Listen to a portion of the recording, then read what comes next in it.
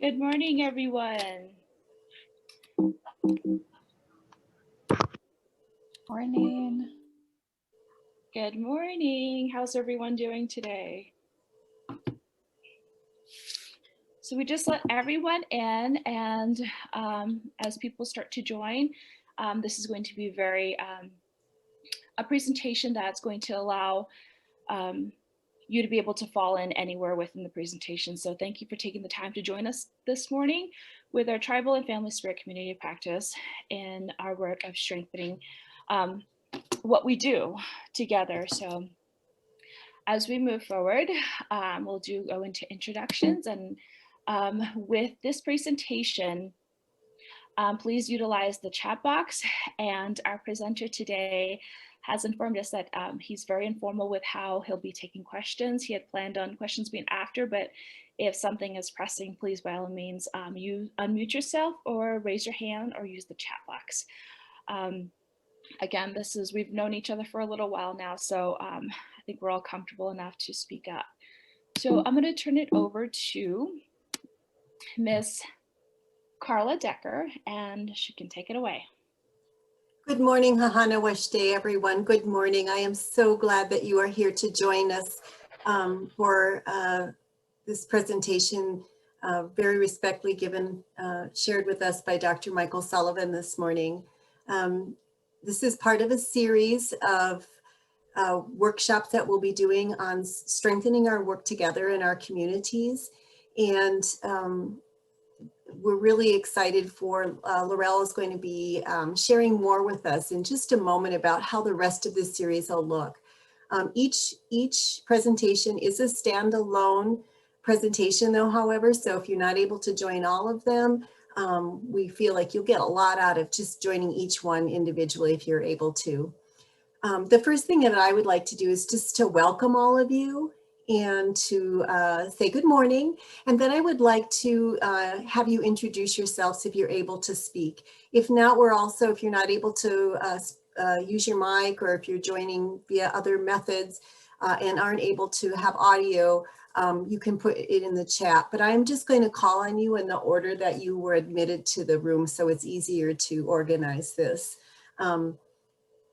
So I think we'll start first with our Johns Hopkins staff here. So Siboney, would you introduce yourself? Absolutely. Good morning, everyone. My name is Siboney Jimenez. I am zooming in from Oregon this morning, and I am very, very excited to be a part of this community of practice. I recognize many of you on the list. I'm kind of moderating the waiting room and stuff as well. So if I seem distracted, that's what I'm doing. My tribal affiliation is Yaqui and Kasama Mares, and again, I'm just super honored to be a part of this group, and I look forward to getting to know each of you a little bit more. So thank you, Carla. Yes, thank you. And Siboney will be one of our presenters next time, and I can't wait for you to hear her words of wisdom as well. Laurel, would you introduce yourself? Yes, yeah, na kaide na enishla she he bashin do tsadashkin she do ki ani edashinale. Of course, you guys have been introduced to me before, Laurel Shepherd. I've been working with you guys for a little bit, and I'm just letting you guys know I'm of the Mexican people, born for the salt people, and really acknowledging and paying homage to where I'm coming from as an individual, and thus bringing forth with my teachings and where I come from as a woman. So I'm saying hello this morning to you guys from the Navajo Nation. I'm here in Tuba City, Arizona, and I'm looking forward to continuing our work together. I'm really excited about this presentation today, so welcome and thank you. Good morning. And then we have some folks from Leech Lake that are joining us this morning. Michael Smith Jr. is with us. Michael, could you introduce yourself, please? Good morning, everyone. I'm Michael Smith Jr., work with Leech Lake Family Spirit. Wonderful. And then we have my friend Lenny. We went to tribal college 30 years ago. I'm sorry, Lenny, I gave our age away. Back on our reservation, the Siston Wapano Oyate community. Lenny, would you introduce yourself and tell us what you do in this world? Yes. Good morning, everyone. My name is Tukawanaki Luta, which means Redstone Ghost. My English name is Lenny Hayes, and I'm from the Sisseton Wahpeton Oyate, and I am currently a mental and chemical health therapist specializing in marriage family therapy, and I am in private practice. A lot of my work is based on violence perpetrated against Two-Spirit Native LGBTQ people, as well as youth. So that is my work. Thank you. Thank you. Thank you, Lenny. Natalie Wickner, are you able to have audio and introduce yourself? Hi, can you hear me, Carla? Yes, we can, Natalie. Hi, this is Natalie Wickner from Leech Lake Family Spirit. I just rushed back in the door here. I got my second Pfizer's vaccine. Yay. So I'll be sort of more. Oh, nice seeing you, Carla. Oh, you too. I'm so glad you could join us, Natalie. Can you see me? We cannot see you, but we can hear you. Okay, well, that's good enough. No. Yes. Thank you. Alexis Eliason, would you introduce yourself, please?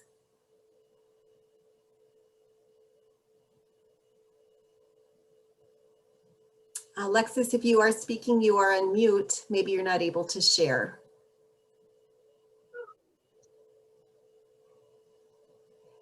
If you want to add an intro in the chat box, we will share that as well. Allison Cornoyer, would you introduce yourself, please? Hanawashite. My name's Allison Knoyer, and I'm coming to you guys from the Lower Sioux Early Head Start and Head Start. I am kind of new to Family Spirit still, and I'm excited for this presentation and the whole series. Thank you. Thank you for joining us. Ariella Leith, would you introduce yourself, please? Can you hear me? Yes, we can. Perfect. My name is Ariella Leith. I also come from Lower Sioux Early Head Start and Head Start. Super excited to be here today. Oh, I'm so glad you could join us. Daisy, yes, Daisy, would you introduce yourself, please? Everyone, my name is Daisy. I am working as a Family Spirit home visitor with Minnesota Indian Women's Resource Center. Yep. And I'm currently in the Twin City area. Thank you for joining us. Hannah Green, would you introduce yourself, please?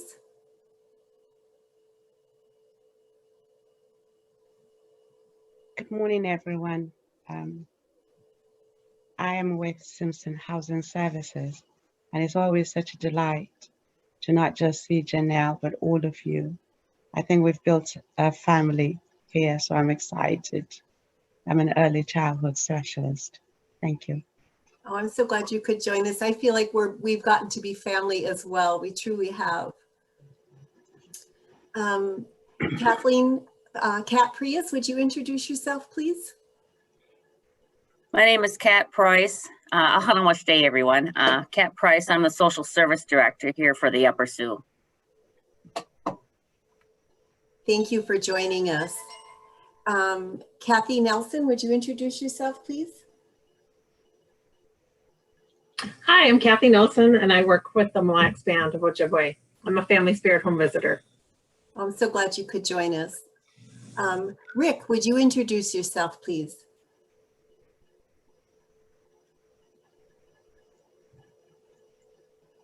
If you are speaking, you are on mute, Rick. Rick is a home visitor from, not a home visitor, he's a cultural expert from Leech Lake. And if you can share your, if you would like to introduce yourself, Rick, you can do it via chat and we will read it. Janelle Lepa, would you introduce yourself, please? Hello, my name is Janelle Lepa, and like Hannah too, I'm with Simpson Housing Services in Minneapolis, and just thrilled to be here today with all of you and to learn. So thank you. Thank you. Leah Staples, would you introduce yourself, please? Good morning, I'm Leah Staples. I am coming from, I work at Northwest Indian Community Development Center as Family Spirit home visitor. Wonderful, thank you for joining us. Ruby, would you introduce yourself, please?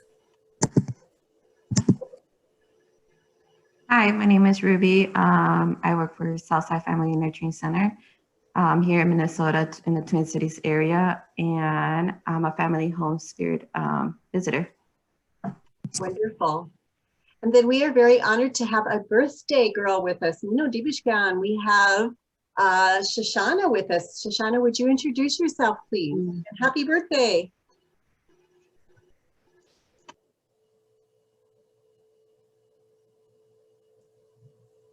Shoshana, you are muted if you're trying to speak.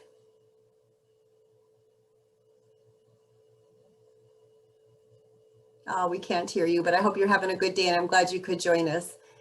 Tara Novak, would you introduce yourself, please?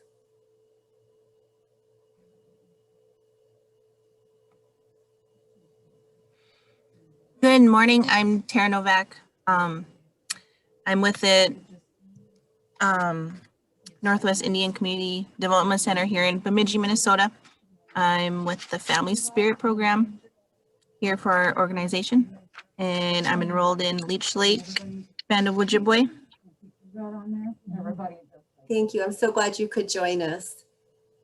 Shelley, would you introduce yourself, please? Good morning. I'm Shelley Bone. I am with Leech Lake Family Spirit and glad to be here this morning. And it's good to see a lot of you. I haven't seen a lot of you in a while. So looking forward to this. Yes, it's wonderful to be back together. Yes. Bertie, would you, Bertie Lyons, our venerable, one of our elders who's helped to guide our programming here in Minnesota. Bertie, are you able to have audio and introduce yourself? Can you guys hear me? We can. Oh, cool. Bonjour. Benation Snidishnakas Gamaka Wakakug Nindudem or Nindunjaba Ganuji Nindudem. I'm Bertie Lyons from the Leech Lake Band of Ojibwe. I am from the Northern Pike Clan, and I'm in Cass Lake, Minnesota, on the Leech Lake Indian Reservation. And I am the supervisor or programmer. I hate that word, supervisor. I'm program manager for the Family Spirit Program at the Leech Lake Band of Ojibwe Health Services. I am not really a supervisor because my staff can supervise themselves. They're pretty good at being able to do their job without me being there. They've proved a lot through this whole mess since March 13th, 2020. But I'm really glad to see everybody, and welcome. Thank you, Bertie. We're so glad you could join us. Bertie is not only the program director in Leech Lake, she was one of the earliest adopters of Family Spirit in the state, and she's also helped to guide implementation around the state. So we are just very honored to have you here with us, Bertie. Thank you.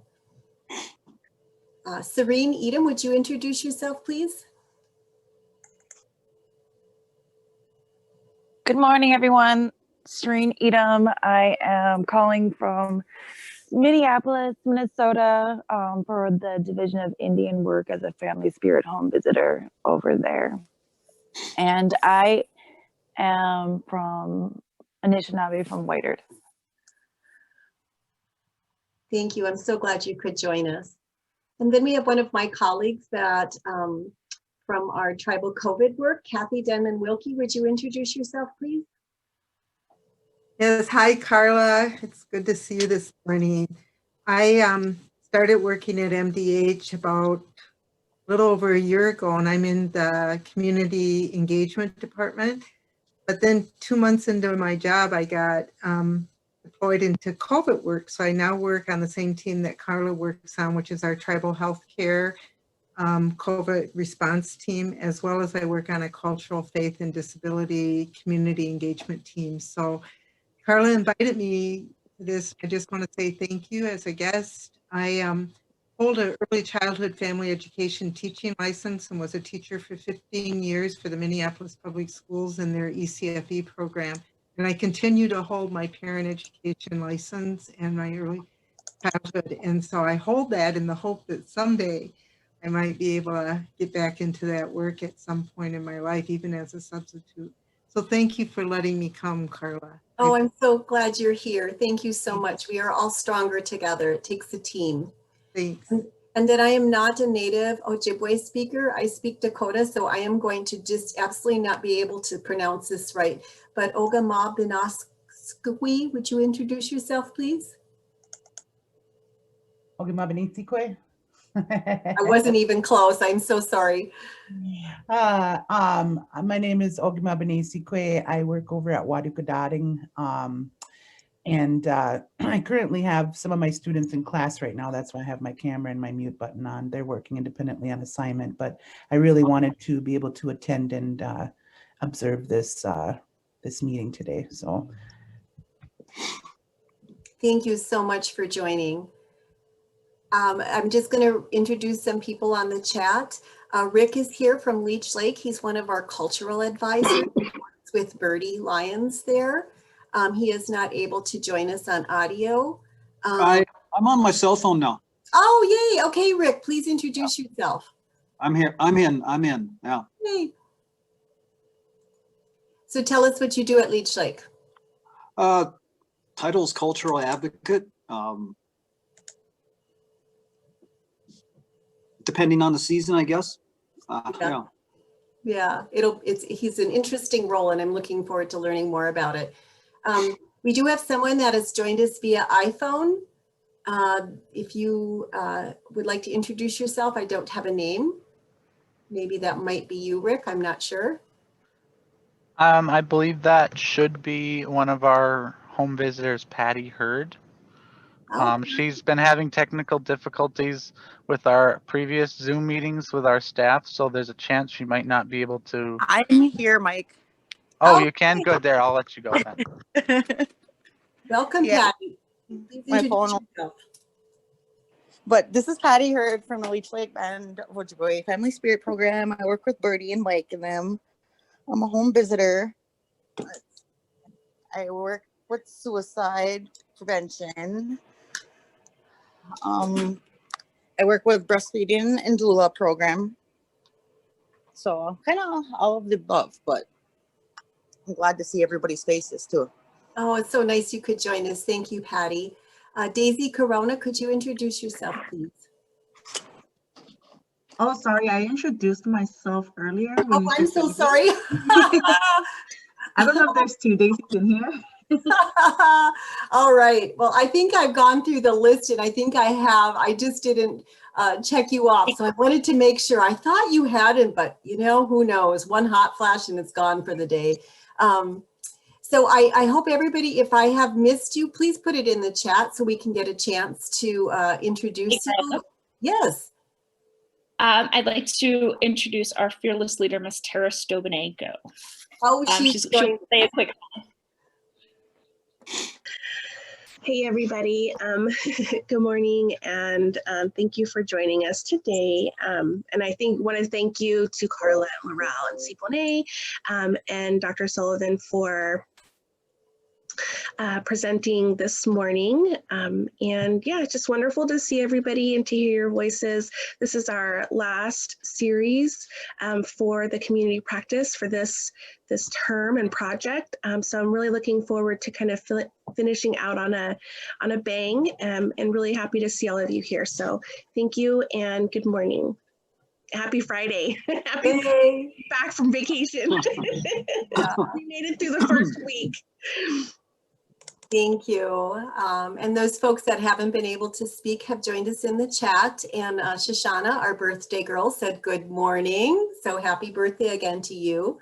And with that, I will end my portion of just being able to introduce and connect. And then I'll turn it over to Laurel, who will be introducing our series and our very respected guest speaker this morning.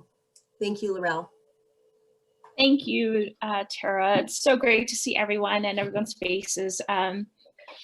So when we started to explore and talk about what our next series was going to be, we really wanted, with this learning collaborative, we realized Indigenous learning is very different for us. And we wanted to pay homage to that and really respect that and hone in on what that looks like for us. And also keeping in mind the work that we're doing and how we're doing it too. So with this resiliency series, I know resilience is within us all already. We are very much resilient. Look where we're at now from where we've come from. So I'd like to acknowledge that you're here and we're here. We're still very much a part of this world. So thank you very much for joining us again today. This series, when we started to talk about this series, resiliency is very much within us. And sometimes I think it just takes a moment. Sometimes we just need a moment to remember what resilience looks like. And that's really bringing back some of these teachings and saying, like, aha, that's what it was. I do that. So with that in mind, this program is going to be designed up with home visiting in mind, with our work in mind, and building on those strengths and remembering what resilience looks like. And sometimes with these modern times, our resiliency has also shifted and it looks a little different. So sometimes we just need to have that moment to talk about it and see what that looks like. So moving forward, our series will also focus on developing some of these skills in trauma-informed values, self and mindfulness, safe environments, and a human-centered approach. And join us. The series will be recorded, as we mentioned before. You're more than welcome to step in whenever you can. And we'll also have these recorded. So at your request or at the end of the series, we'll be able to send this out, share with you guys as well. But we'll be meeting on the 2nd and 4th Fridays for the month of January through April 9th. And the times are there. Tara and the team is very good at sending out reminders. And if you have any questions, I think we've established that we've all very much become family. Now we've come so far together. And so please feel free to reach out to us with your questions. We always welcome talking and sharing with you all. So without further ado, I'm going to stop my share here and introduce. We're very much blessed to have Mr. Dr. Sullivan join us. He is Anishinaabe linguist from I'm going to mess this up, so I apologize, and he'll go in and introduce himself as well. But he's from the Anishinaabe linguist from northern Wisconsin. And Mr. Sullivan, take it away.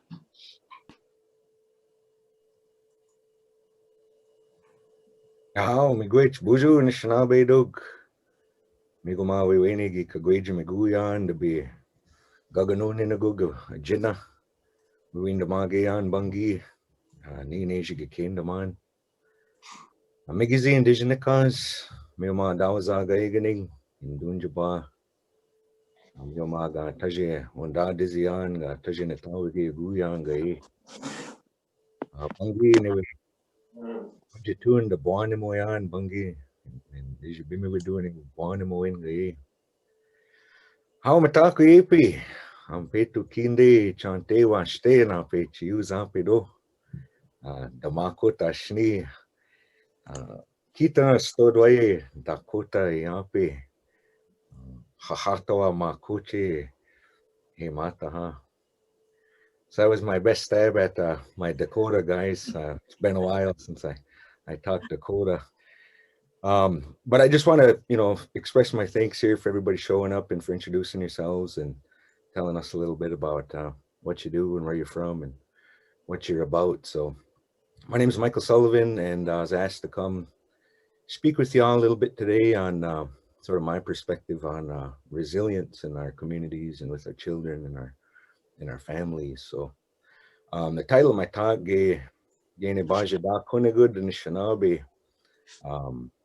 is real inclusive in that Anishinaabe. Right? I think some people, our Dakota relatives, might feel excluded by that title, but what I'm referring to is all of our indigenous peoples and all of our indigenous communities and our values. So though my perspective may be heavily Ojibwe, as no fault of my own, I guess, I think a lot of the things that I talk about today and a lot of the teachings that I've been fortunate enough to receive from a number of our elders, those will sort of translate into your specific tribal beliefs and tribal cultures in one way or another, sometimes a little closer than we expect. So I'm real happy to be here, real happy to join you guys. I know this whole COVID lockdown has made things really weird and kind of put us all out of balance. And you know, our whole way of life sort of is surrounded by congregating in groups and practicing the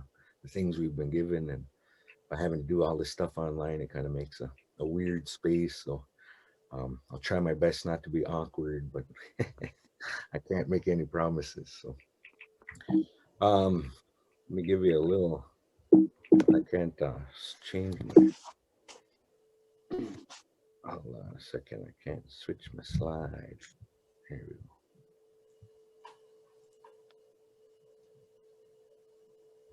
So I'll give you a little background about who I am and where I come from. I'm from La Coudray, as Laurel introduced me, and that's northwestern Wisconsin. So we're about an hour south of Lake Superior, Duluth, Minnesota, about an hour south. I reside here on the reservation. This is where I was born and raised, and did my schooling at the University of Wisconsin Superior. I did my undergrad there. I got my 2-year degree first at the tribal college here at La Coudray. And then from my graduate schooling, I went to the University of Minnesota at the Twin Cities and did my master's degree and my doctorate there in linguistics. So I'm a trained linguist, and that's kind of the perspective I'm coming in from as well. My linguistic fieldwork required me to travel quite a bit. So if you look at the map of the upper Midwest that I provided here with that big circle going around, that's the kind of the range in which that I've done my dialectology work and my linguistic field work. And through that work, through that language exploration and that language documentation, I was blessed with the privilege to spend countless hours with our elders. And I was blessed to have recorded those sessions and transcribed those sessions and translated those sessions. So I've been shared with, so to speak, a great deal of information, and it's sort of my responsibility and my obligation to turn around and share that with as many people as I can. So a lot of times when we think about resilience and when we think about our journey to seeking the good life, we often don't have to look too far from what we've already been given as a people. And a lot of times for many of our people, especially our younger families, our younger parents, they don't have the same access to our elders or the same access to the spiritual and cultural knowledge that they could very well utilize in their young lives. So I think that's why we're here as well. My professional work now, I'm the Director of Assessment and Resident Linguist at the Waadookodading Ojibwe Language Immersion School here on the reservation. We are currently a K-8 Ojibwe Immersion School, so our kids speak Ojibwe. We provide all of our instruction in Ojibwe, and wanted to welcome Ogama Benesikwe for tuning in from the school. You know, she's always looking for new avenues and things to do and language programming. So good to have her here. I recognize a lot of people too, like last names and stuff from the various communities. So good to see everybody tuning in from all over. But anyway, I work at Waadookodading. I do a lot of curriculum development, teacher coaching, sort of assessment of our students and staff, and work very, very closely with our elders in our constant need for words and phrases and everything else. You know, they stormed the Capitol the other day, and man, we had to have a way to talk about that bright-eyed and bushy-tailed next morning. You know, so, challenges of our work are vast. So I have four children, and my wife and I reside in the Skunawang community, one of our old traditional villages here at La Coudray, right off the shore of Big LCO Lake and Gurno Lake. So we live right in between there. Snowmobile season for us here, ice fishing and all that, setting snares, going after rabbits. But all of my kids have been through our Ojibwe immersion school, our Waadookodading school. My oldest boy, Niju, he graduated a few years back. He's now a junior in high school. And my three younger ones are all still in the school. I have a 7th grader, Preston, a 6th grader, Lexi, and a 1st grader, Lenny. So all our kids speak Ojibwe, and we're very, very proud of our community here. We have a great number of kids on this reservation who carry our language and know who they are. So that's a little bit about where I'm coming in from. So I'm not totally out of left field with what I talk about here today. All right, I gotta switch the slide.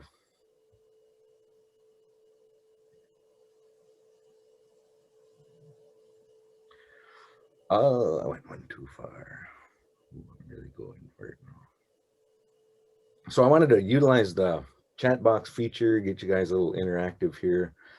On a scale of 1 to 10, would you please type into the chat box, on a scale of 1 to 10, how competent you feel regarding the traditional spiritual teachings, traditional cultural teachings of the communities you serve. I want to get a little idea of the audience. I know some people I recognized on the call, Birdie, for instance, are going to feel very confident maybe in that regard. Others maybe not so much. So if you could all just on a scale of 1 to 10, type that in for me.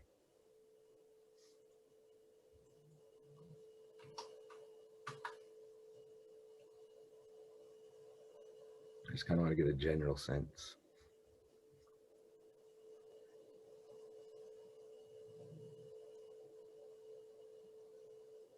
Yeah, Michael Smith, I think I might know your dad, man. You guys from just south of Cass Lake there? A little north, actually, Mission area. Oh, okay. Michael Smith, that's your dad. Natawa Jabemo, he speaks Ojibwe, right? Oh, yeah. Yeah, Misagagit. I got to meet him before a couple times, I think.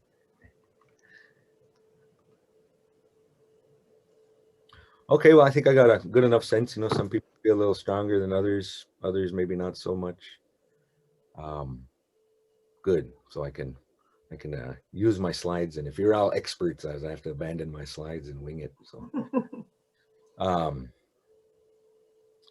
so I think what we're going to do today is I'm going to share some of the teachings that I've received from our elders, some of the teachings that are alive and well in our household, in our community here, in many of our households in our community here, and throughout our territory, so to speak. And as I explained before, you know, for our Dakota relatives and relatives from other tribes, you know, it'll kind of be on you to seek out what those specific differences or nuances might be in the teachings in your community, as I haven't had the same access to those communities as I've had to our more northern Ojibwe reservation. So, switching slides is going to be tricky here on this thing. Anybody got any tips? I think I keep hitting the wrong button. All right, here we go.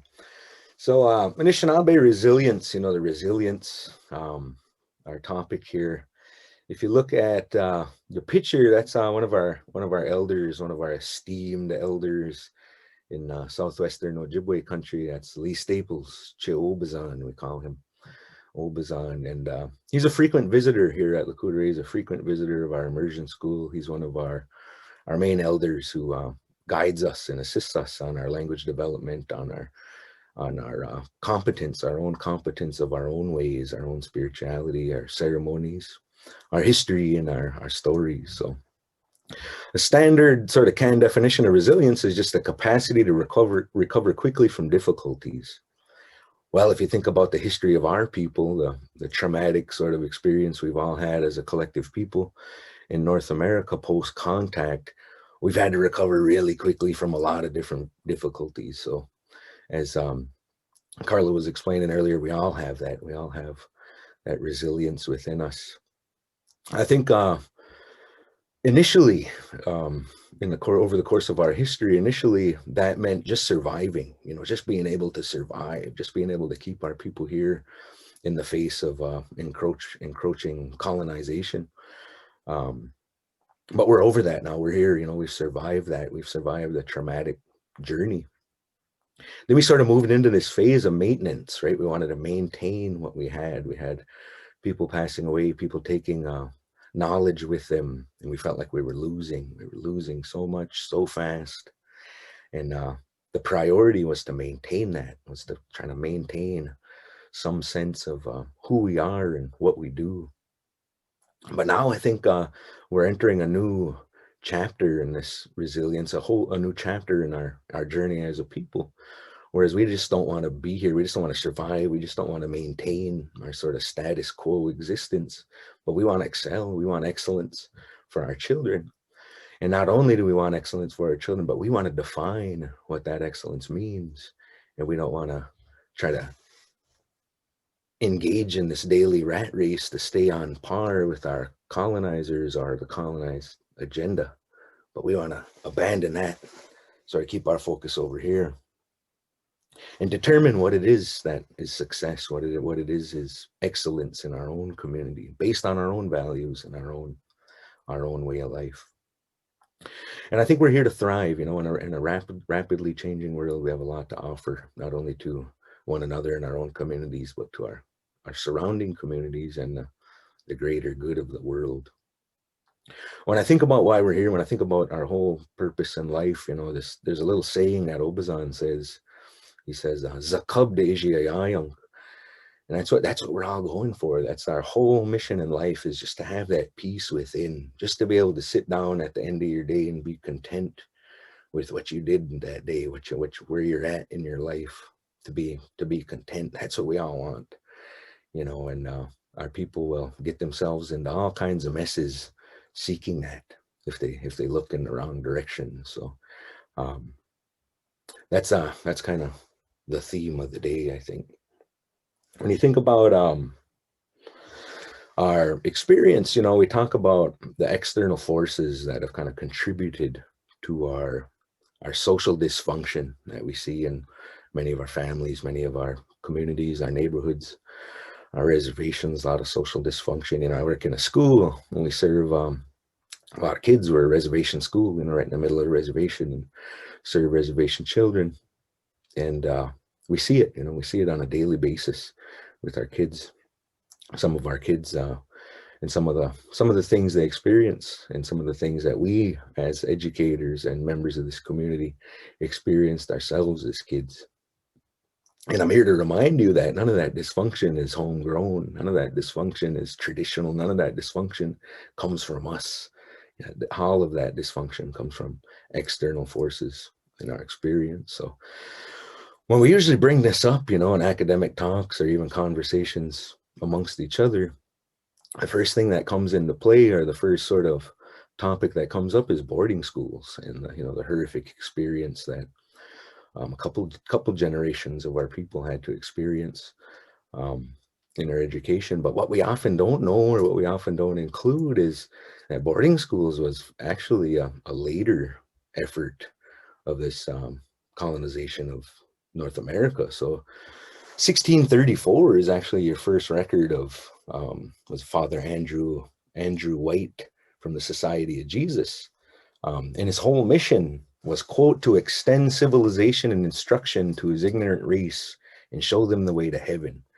And he was funded by the Society of Jesus. So 1634, a century and a half before the United States was even a country, this was the agenda of the forces encroaching on our people.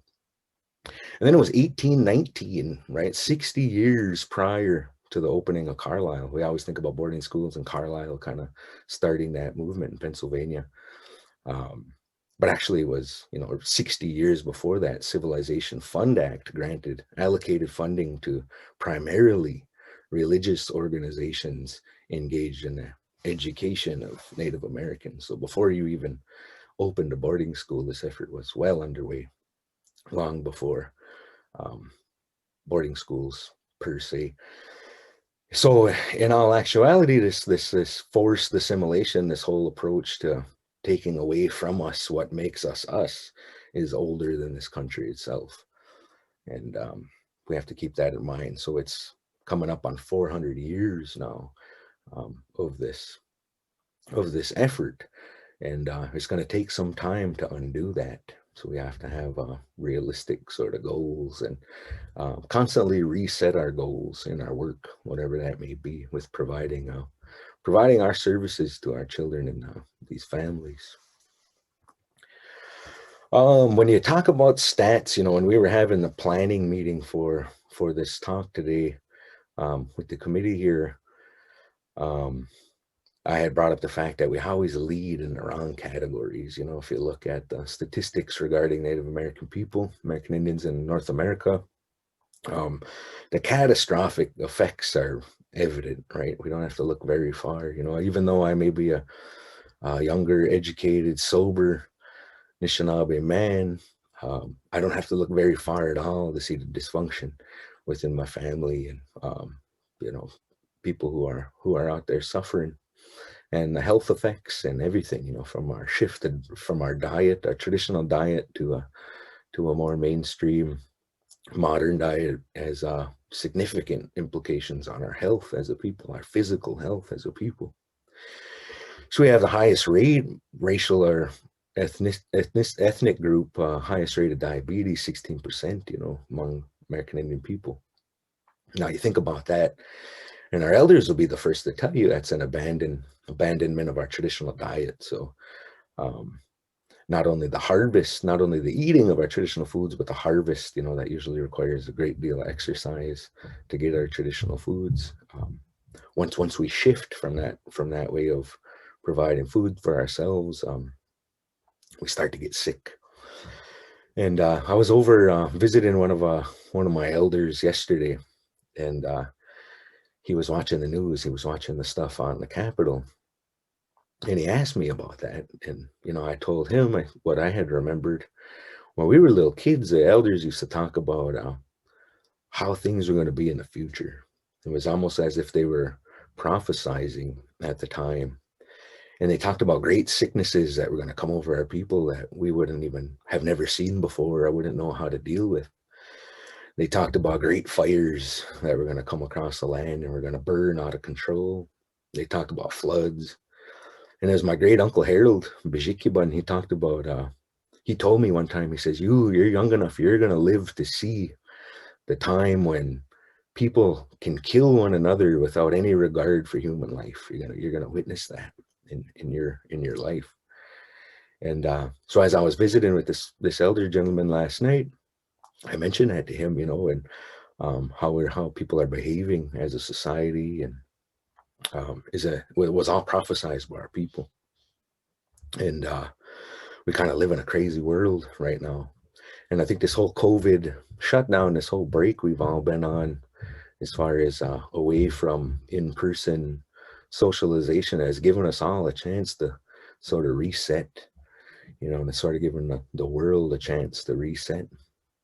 And we think about the statistics, you know, we're not leading the pack in too many areas that we should be very proud of. You look at high school graduation rates, you know, 61% for American Indian students, 81% is the national rate, 53% when it comes to our BIE tribal schools. Substance abuse, that's ages 12 and up. American Indian children, illicit illegal drug use, 14.9%. I could have gone on and on with statistics, suicide rates, single families, alcoholism, everything else, but that's kind of a broad picture of where we're at.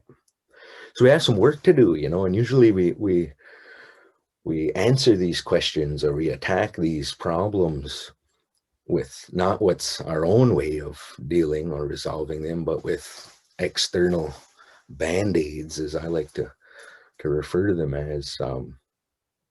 If you have a heart of an individual that represents its language, its soul, its spirituality, and that heart is gushing blood, what we're doing is we're going around putting band-aids on every other social ailment that plagues our people without addressing that gushing wound. So usually in order to fix that, what we think, we don't have to look very far. I mean, we look right within what we've been given spiritually as a people. So our spiritual teachings are, as our elders say, the only way out of this mess. You know, we can go around and take the Chamokaman's word for how to fix things, or we can listen to our elders who have been hollering at us for years. So we're moving, you know, in many of our communities, we're moving towards this self-determined approach for the upbringing of our children, going back to those teachings that sustained our people for centuries, not only as a people, but as a dominating force in this region of North America. It's all about fostering a strong identity in these kids as Anishinaabe, so that they carry with them a unapologetic pride in who they are and where they come from. You can see that with kids. You can see that with kids that are raised like this. no shame in being an Anishinaabe. And that has to be fostered, it has to be rooted in a traditional sort of sense, you know, spirituality, worldview, your traditions, your practices, and your language. And at the end of the day, it's all about nurturing your soul, you know, and I'll talk a little bit about that, nurturing our souls as a people. Once again, back to Obazan's quote, Zakub de Ijayayang. So we have that peace, that tranquility within ourselves when we sit down at the end of the day, being content with where we are in our life. And this quote at the bottom, going in Gujibakan Gidan Nabisiman, we shouldn't have to look very far. We don't have to look anywhere else but within what we've already been given. This picture here that I shared is a picture of Bob Anon, is his nickname, Wawakeash Keller Pap. He's one of the pioneers of the Ojibwe language revitalization movement and one of the founders of our Wadukadading school. And here he is at race camp at the school, and he's doing a little lesson and winnowing wild rice, and he's got the attention of the kids, you know, and I thought it was just a awesome way to sort of show that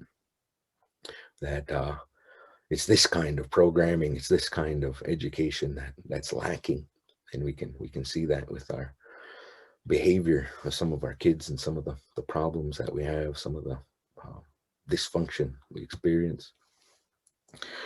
So kind of a heavy topic, heavy start, but good news is there's ways for all of us to help. There's ways for every single one of us to do more, to provide a better service to our people.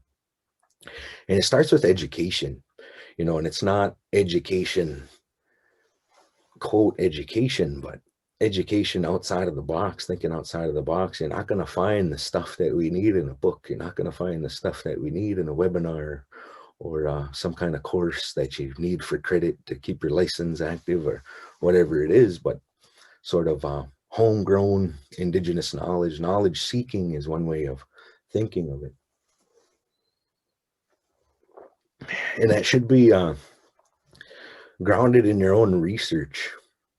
So research in your own communities. You know, I have a good idea of northern Minnesota and Ontario and Wisconsin and Michigan on who are those individuals in each of the respective communities that you could potentially seek out.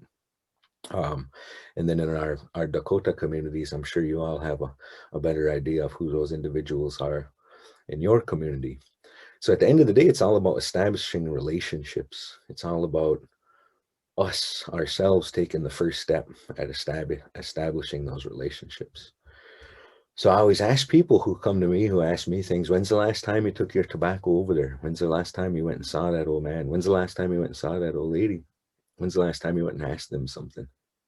So if you're all engaged in the care of babies and the care of young ones and young families, when's the last time you personally passed your tobacco to an elder?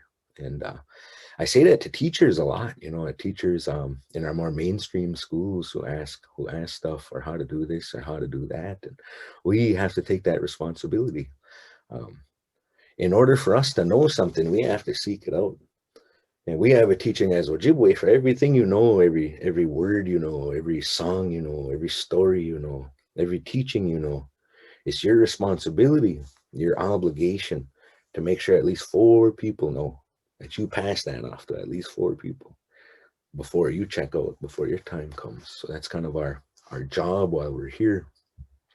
But that's what it's about. That's what it's about. There's no shortcuts to this stuff. There's no one talk you're going to learn that's going to straighten you out and make you know what you need to know. It's a process, and it starts with our tobacco. You have to pass your tobacco and ask those questions and wait for the answers and listen to the answers. Actually hear what you're being told. And then, you know, and in the main sort of scheme of things, you want to sort of work to provide that access that you've now gained for yourself and that little avenue that you've gained in your knowledge seeking. But how can that translate to your clients? How can that translate to those families you serve? Should be a goal for all of us who work with our kids and our families. So now I want to move into a little bit some of our teachings that were given as a people regarding our children.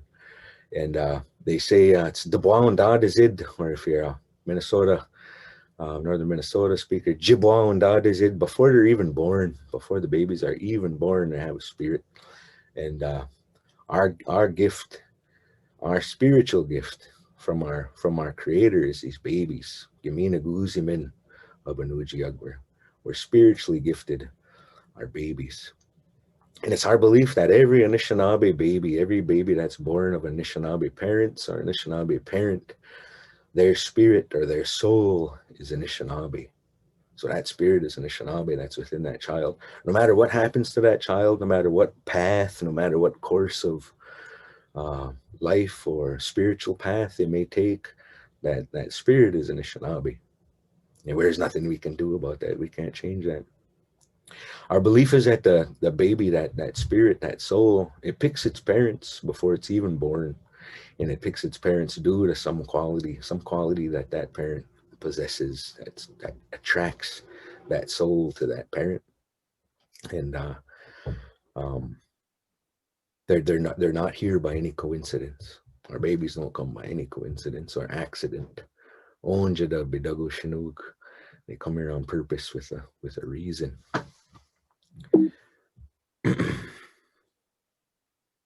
All right, now I gotta switch slides again. It's not. So as I mentioned, Anishinaabe babies born with a Anishinaabe soul, and our belief is that once we're put here, once we're born here on this earth, we have one chance to make our moccasin tracks. We have one chance to put our mark here on this earth. Just one chance. And a human lifetime on this earth, if it's even an 85-year-old, 90-year-old person lives that long, one lifetime is like the blink of an eye in the grand scheme of things of our creator. One lifetime. So it feels like we're here forever, but we're only here for a little bit. And it's our sort of responsibility to make the most of that time while we're here. Our belief is that every single one of us, we have a purpose that we are to carry out here. And we're not allowed to go home. We're not allowed to leave this earth until that purpose has been fulfilled. And a lot of times it's really, really hard to make sense of that purpose, especially when we lose relatives early, when our relatives leave while they're still young.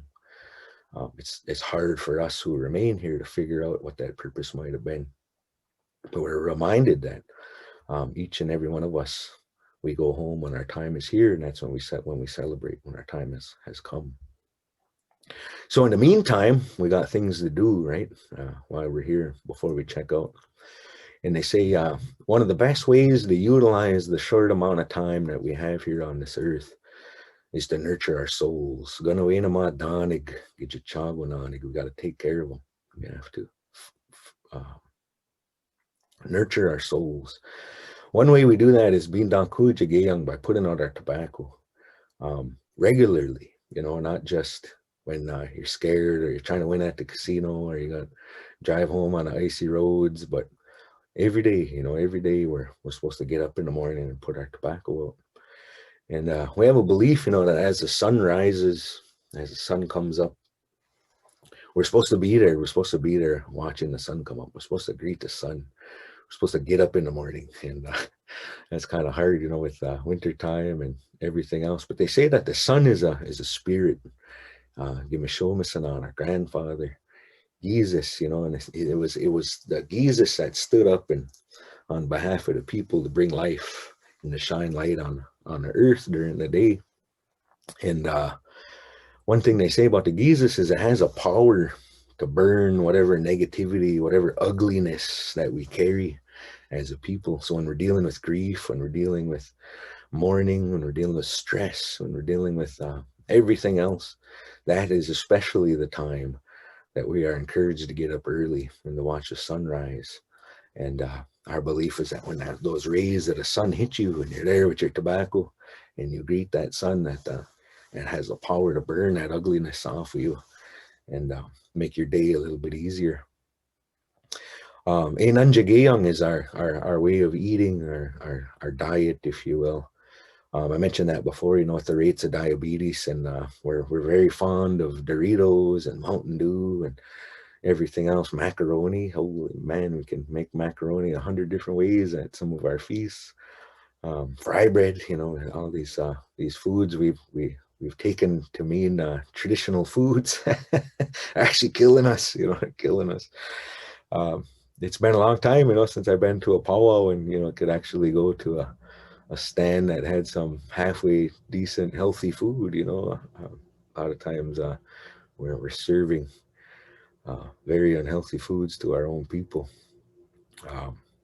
But, you know, trying to get back to that traditional diet, you know, and it's harder for some people, especially those in a more urban setting that just don't have access to the woods. But I think as individuals, we make time for what's important. And if we have time to binge watch Netflix, we should have time to get out there and knock some rice every fall. And when you do that, when that sort of food sovereignty movement you see in a lot of our communities, when you actually practice that and provide your own food for your own table, for your own children, man, that's empowering and that feels good, you know, and to know where your food comes from. So that's a big part of it, you know, about our being in balance is how we eat. And I used to hate hearing that, you know, because I was 285 pounds about 4 or 5 years ago. I was big, you know, in graduate school, you know, for about 7 years sitting at a computer eating sandwiches. I didn't have much time to sort of take care of myself, or at least I made excuses for not being able to do that. So it's easy to fall into those patterns, but never too late to pull yourself out and start taking care. They say our body is just a vessel, you know, that houses a soul. So if we want to take care of that soul, then we have to take care of that vessel. We can't house a healthy soul in an unhealthy vessel. By attending our ceremonies, we get good feelings from that. And I think for a lot of us that are active in ceremonial life, it feels good, you know, to bring your offerings in there. It feels good to pray for your relatives, to dance for your relatives, to sing for your relatives, and to all be in that close proximity to our Creator, because that's where we are when we're in those ceremonies.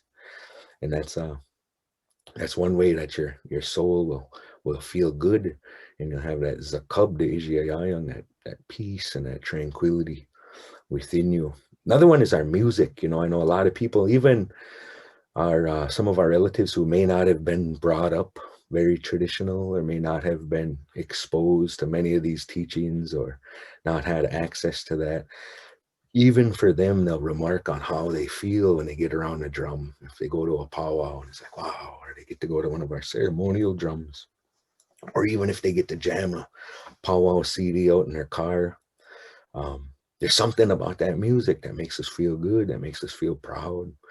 And that's what our soul sort of craves.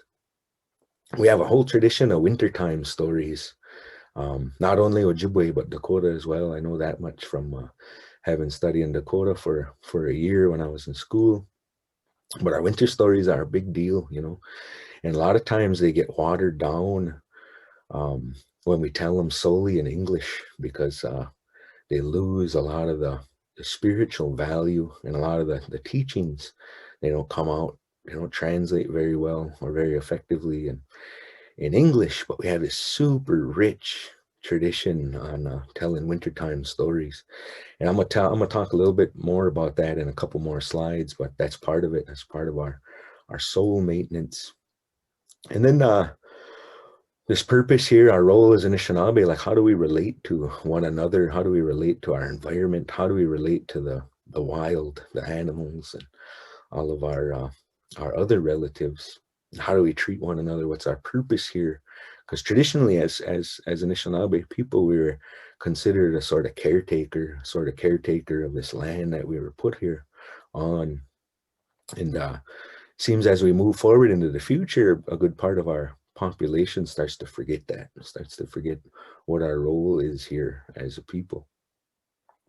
And I always make this reference that I heard Obazan use one time on Awendamangami Naguziang. So when one of our people were to reject our teachings or not follow them, or maybe follow a different path, or sort of just kind of abandon what we were given, Obazan compares that if you were to take a gunny sack and you were to take a rabbit and you're to throw it in that gunny sack and you're to hold it up. That Wabuz is going to kick like heck to get out of that bag. He's gonna be pounding, trying to get out of that gunny sack. And Obazan says that's what Anishinaabe looks like. That's what Anishinaabe looks like when they don't nurture their spirit. That spirit's punching, screaming and kicking to get out of that body, get out of that unhealthy body. So when it comes to how that resonates among that individual, right? So if you got a rabbit in a gunny sack and that's the way somebody's behaving, that comes out laterally in all different forms of ugliness. You know, we see our people, man, holy crap, tear each other down. Tribal election time, man, you'll see the best come out. But really, you don't have to look far to see that, to see one of our people who's totally lost touch with any of this stuff, totally lost touch with any of our teachings. And you can see that soul, that suffering soul kind of trying to get out of that gunny sack. And, you know, that's a direct analogy from Obazan. You know, that's me quoting him on how he does his teachings and tells people having a hard time, you know, and his recommendations, his sort of checklist for how you get back, how you nurture that soul is right here. You know, this is his checklist on what we're supposed to do as a people regularly, you know, not just when we're having a hard time, but regularly.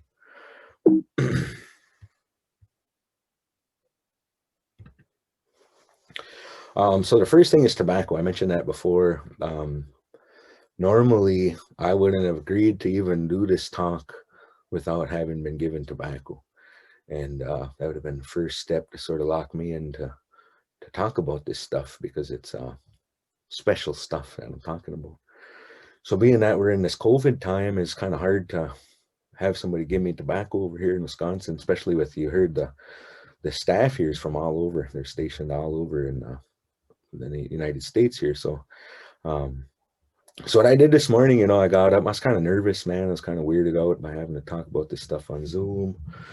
So I took my tobacco out. We got a fire here. We burn wood here in the winter. I took my tobacco out to the fire and offered some tobacco and kind of explained what I'll be talking about today, and kind of wanted to make sure I had my bases covered, you know, so I wasn't just broadcasting all this stuff out to the universe without any offering of tobacco. So I made sure I covered that this morning. Our belief, you know, is this system of reciprocity. So we don't take anything without giving first. And usually the first thing we give is tobacco. So as I mentioned before, if you're going to seek out individuals, which you should, in those communities you serve, you should take your own time. I don't know if your job will allot you the time, but you should make time one way or another to go visit individuals in the communities you serve who carry some of this knowledge that I'm talking about here today, and bring them tobacco. Tobacco is a sort of bare minimum you want to make as an offering. And the same holds for if we're to go out and harvest, if we're to go out and take anything from the wild. You know, if you're going to go pick berries, or you're going to go set some nets for some fish, or you're going to go try to get a deer, or you're going to set some snares, or whatever you're going to do, even cut poles for making a wigwam, whatever activity you're going to do. If you're going to take anything from the wild, you got to put your tobacco down first. You got to put tobacco before you even get in the water, before you pick the berries, all that stuff. And our belief is that the tobacco accumulates. So when you put your tobacco every morning, even, right, put your tobacco up by a tree, you greet the sun, you put your tobacco down, say a little prayer, say thanks for the day, pray for your relatives, people on your mind, things on your mind. Our belief is that tobacco starts to accumulate where those money dugs sit, where those spirits, where they sit, and eventually they'll take notice to you. That's what Obazan says. Eventually they're going to notice you, and they're going to lend their hand, and they're going to hear you. But they can't until you do that, until you make that step and do that. And the same thing goes for, like, say you know a song, or you hear a song you want to learn, or there's a great story somebody told you and you wanted to learn that story better, you wanted to carry that story better, then the first thing you should do is give whoever told you that story, give them some tobacco and ask them to pass that on to you. In our way, it's kind of like we acquire the right to do things by taking that approach. You know, not anybody can get up and talk about this or get up and talk about that or offer this kind of story or run this kind of ceremony or do this or that without having acquired that right. And acquiring that right starts with tobacco. And then the work begins after that, of learning. I mentioned before a little bit on dealing with grief, you know, with all these social problems, all this dysfunction we have in our communities. We got a lot of people grieving. And, you know, prior to the whole COVID pandemic, we were going through a opioid epidemic, you know, and opioids and heroin and meth is running rampant in many of our communities, and we've lost a lot of people through drug use. And prior to that, you know, when I was a kid, it was alcoholism was killing everybody, and accidents and murders and, you know, violence towards one another. But it's mainly hardcore drugs and powerful drugs that we're dealing with now. So we got a lot of grief. We got a lot of grief among our families, our young people, our kids. So we got a number of teachings about dealing with grief and how we deal with grief, and that starts with tobacco as well. You know, every time you put your tobacco out, you ask for a little bit of that grief to be lifted off you, and you do that enough, and sure enough, you'll start to feel better. Like I said before, that tobacco will accumulate over there where those money dugs sit. So that gets heavy. You know, that grief gets heavy from time to time. One of our teachings we have when we're in mourning, when we're dealing with the loss of a relative, is we're to go out into the woods. You know, sometimes you feel a big cry coming on, you know, you just can't deal with that without letting that cry out. And we're encouraged to let that cry out, you know, we're not supposed to suppress that. But our teaching is that we're to go out into the woods, go out into a wooded area and just let it rip. Just cry like heck. You know, spirits will hear you, you know, take pity on you. And once again, they'll lend their hand to you. Another way of dealing with grief is nurturing that soul. You know, when we go through a loss, when we experience a loss, our soul is damaged, our soul is hurting. So back to that checklist again about how we deal with that, how we nurture that soul by our regular use of tobacco, by our attending those ceremonies, by hearing our music, by listening to our stories, by being with one another, by eating our foods, by harvesting our foods. That's how we nurture our soul and deal with our grief. Big thing for our people is our Anishinaabe names, our Asian Akazu how we're named. And it's a big, long-standing tradition. And not only for the Ojibwe, but for just about every tribe of Indigenous people. Our names are a big deal. Our spirit names, we like to call them. And there's what I would always consider, I was a nosy student, right? So I'm a language nerd. I'm kind of a geek in that regard. But I was really nosy, man, in my quest to know everything yesterday. And I asked a lot of questions, and I must have been pretty annoying. You know, I got some funny nicknames from our elders for being such a dingleberry was one of them.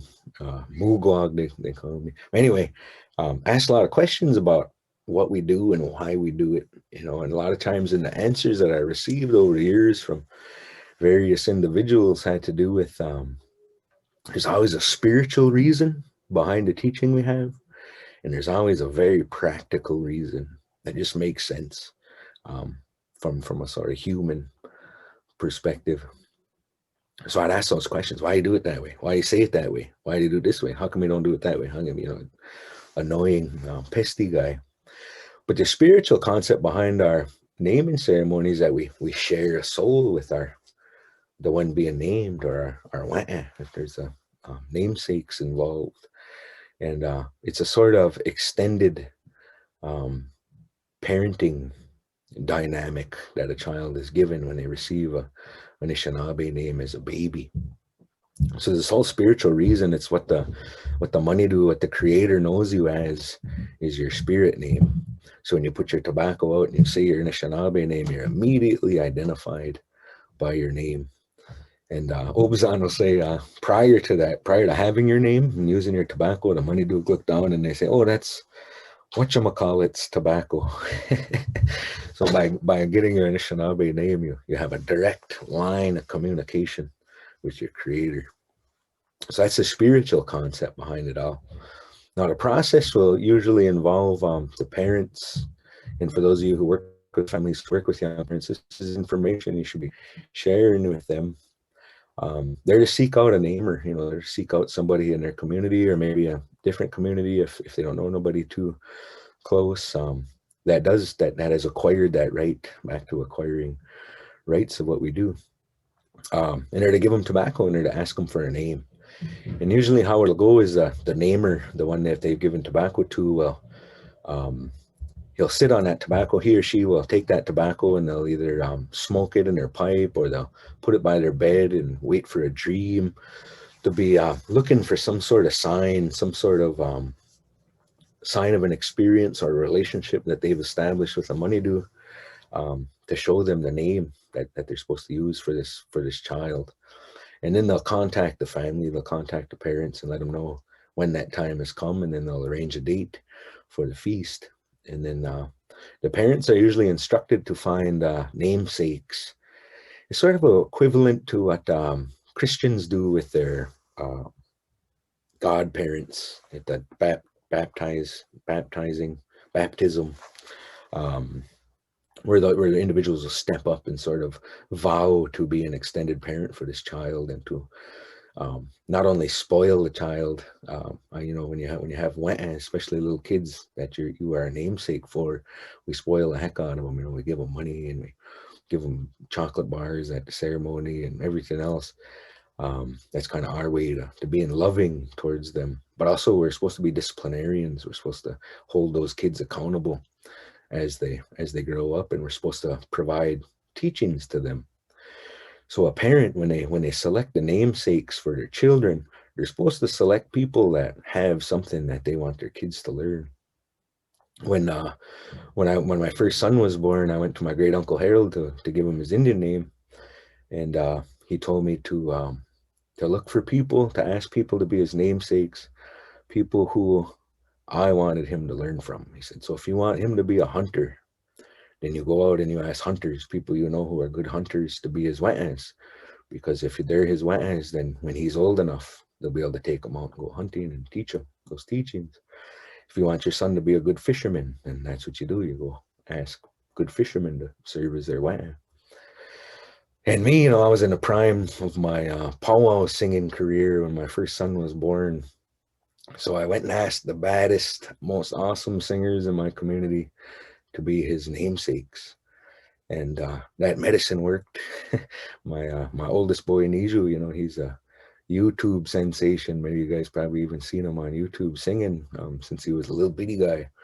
Because that was what was important to me. I wanted him to be able to carry that music that our people have. I wanted him to carry that through his life. So those are the individuals that I asked. And so that sort of sharing of souls gave him that ability to be a natural singer. Now, as a child grows older, so while that child is a child, while that child is growing up, all those ones that were selected to be his we'as, they're watching over him, they're taking care of him or her, they're helping to raise that child. Now, when that child reaches adulthood, now your we'as, those namesakes that stood up to help care for them, they're getting older now. So that role sort of reverses. So now that young one who had got that Indian name and who had those we'as taking care of them, now it's his or her job to start taking care of their we'as, their older ones.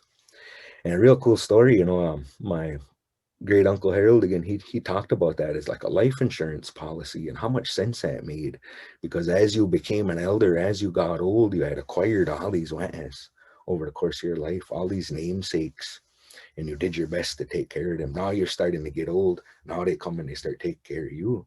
So there was never no need to have elder services or Meals on Wheels or all the stuff that we have going on now, social services programming for our elders, because that was built right in. And it was built right in from day one, and when a child got their Indian name, about how elders were to be taken care of. So by the time anybody reached age, they already had a whole set of elders that they were responsible for taking care of, because those were their namesakes. So that's the way my great uncle understood it all. And he's the one that named my first son. So Harold lived to be pretty old. He got to 84, I think he was, when he passed. And every time we had a big winter storm, you know, a big snowstorm here on Res, I'd get up in the morning and I'd take my son, who was only, you know, 3-4 years old. I'd take him, I said, come on, we got to go shovel out your wet, you know, that's your job. And when we get to his house, it'd already be done. You know, he'd already be shoveled out, because he had all of those wetness over the course of his life to take care of him. And when we stopped doing that, when we stopped getting our kids their names, when we stopped teaching them about their ways, when we stopped providing them access to their own way of life, that's when we start to see the problems. That's when we see people don't even identify with this stuff anymore. Now, I did want to say one disclaimer about Indian names is you want to be really careful about who you ask. You want to be really careful about who you entrust with providing those names to the children. Because a lot of people may be in a hurry to have that right, or to know that name. And you hear some people just look up words in a dictionary and give them a name out of the dictionary, or don't even give them an Indian name, just tell them something. Blue Feather is your name. So it's kids walking around with the English name thinking it's this Indian name. So there's some people out there who may be willing and eager to provide an Indian name that may not have acquired that right in the proper way. So be careful, you know, about who you ask. And once again, it comes back down to you doing your own research, and you doing your own sort of networking and building those relationships with people in the communities you serve. So I wanted to say that much. A couple more things before I open it up for questions. We have a whole series of teachings for children from before birth to beyond adolescence. And there's one I wanted to talk about today that has to do with our coming of age teachings. And for our girls, it's Oshkanigakwing. It's the new lady ceremony. Some people refer to it as a moon feast or a berry fast. And for our boys, it's Giagushimo. You know, they go out in the woods and they fast. It's kind of ironic today. Actually, today is marks the 1 year for my daughter here in the picture, Lexi Ogamagi Jagukwe. She's finishing her 1 year Oshkanigakway berry fast today. So we're having her feast tonight at 6 o'clock at my house. So she's done with her first year today. And all year long, she's had this restrictions in place on what she could and couldn't do. So for our young ladies, you know, this comes with their first moon. It marks the beginning of the year, and then they have a whole series of teachings and restrictions that they do for the first year. And some of those include, you know, not being able to swim in the lakes and the rivers, and not being able to pick from the wild. And she has to be spoon-fed all of our traditional foods as they come into season, and she's not allowed to help with the harvests. And so on and on and on and on.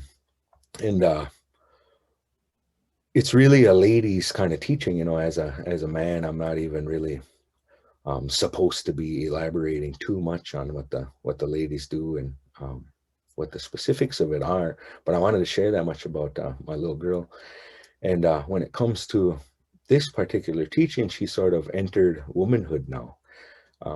And she's allowed to return to the circle and do these things. And one of the most important things that our girls are taught over this course of this year is how to respect themselves and how to not take any crap from any man. You know, and no man is ever allowed to put their hands on our girls or abuse our girls or anything like that. And she's explicitly told that by our old ladies here in the community. She's told that her power as a woman and what she carries, and it doesn't come from a man. It's not instituted by me or anything else. I got a very small role in all of this as her father, but it's the old ladies in our community, the teachers that sort of provide this teaching to our girls. And it's pretty cool, man, because when I was a kid growing up here, and when I was a teenager and starting to pay attention to things, there wasn't anybody there. You know, I don't even know anybody of my age bracket that got to experience this stuff growing up firsthand in their own house.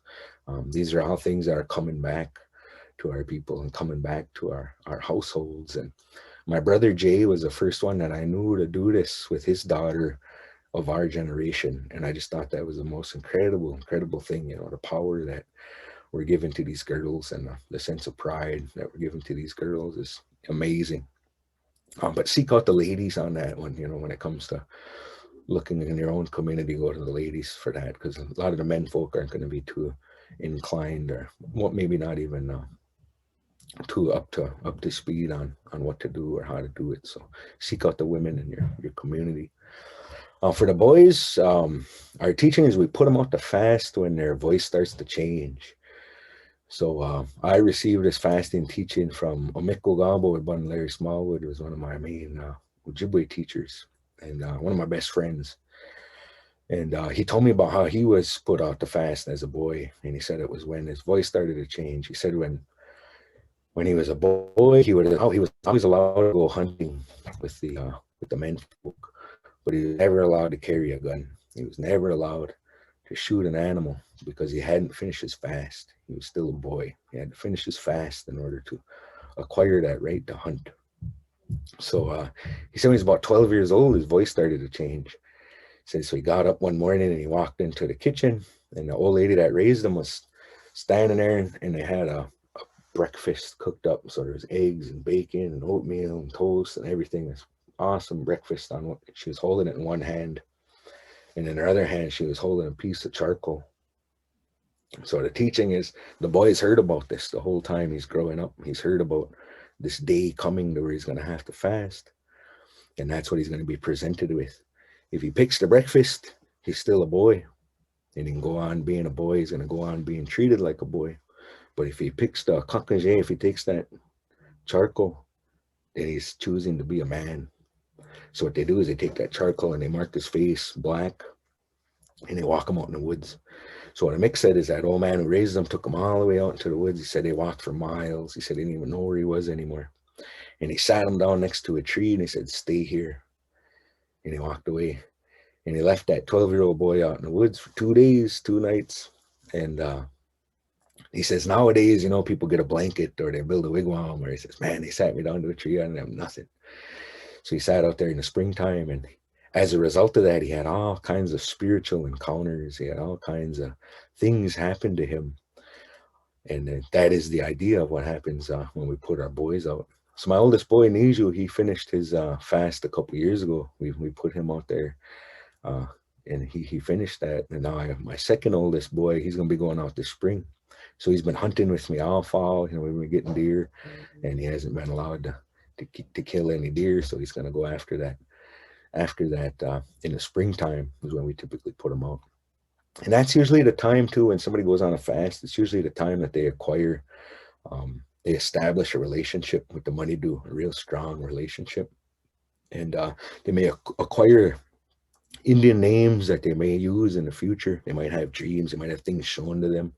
They might have medicines shown to them that can help cure various ailments. They may be given songs. They may be shared all kinds of things when they're out there. And usually it takes a long time after somebody fasts to sort of sort all that out, for it to dawn on them what they were shown or what it is they were to do from that fast. Now, one thing Mick would talk about is, he said, you know, all of us boys my age, we were put out there to fast. He says, and every single one of us has utmost faith and belief in our Creator. He says, and I never, ever met an Anishinaabe person who had completed a fast who doubted the power of our Creator, who had any doubt about our Creator. Never met one single one. He said, and that's where we messed up, is we stopped putting our boys out to fast.